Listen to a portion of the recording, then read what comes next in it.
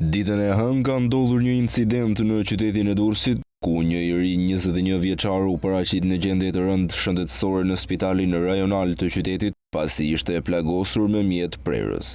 Reagimi i menjëhershëm i policisë së Durrësit çoi në zbardhjen e shpejtë të rrethanave të ngjarjes dhe kapjen e autorit të dyshuar.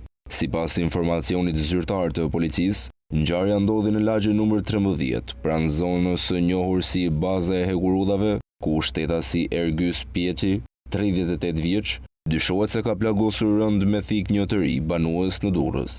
Në kuadër të operacionit të koduar Baza, forcat e komisariatit të policisë Durrës arritën të identifikojnë dhe të vënë prang autorin e dyshuar në një kohë rekord. Kontrolli i ushtruar më pas në banesën e Pjeçit solli zbulime të tjera të rëndësishme. Përveç armës së krimit, një thik që dyshohet se u përdor në sulm, në banesë u gjetën edhe pajisje që mendohet se shërbenin për prodhimin e kriptomonedhave.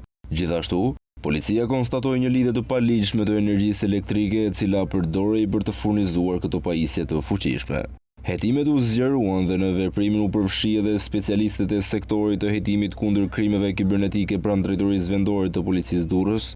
Këta të fundit sekuestruan pajisjet dhe po bashkëpunojnë me prokurorim për të dokumentuar në mënyrë të plotë aktivitetin e paligjshëm që dyshohet se zhvillohen në ambientet e banesës. Në përfundim të veprimeve hetimore paraprake, shtetasi Ergjys Pjeçi u arrestua në flagrancë dhe akuzohet për disa vepra penale të rënda, përfshirë plagosja e rëndë me dashje, prodhimi, mbajtja, blerja apo shitja pa leje e armëve të ftohta, ushtrimi pa licenci veprimtarive financiare, fsheja e të ardhurave dhe vjedhja e energjisë elektrike ose impulseve telefonike.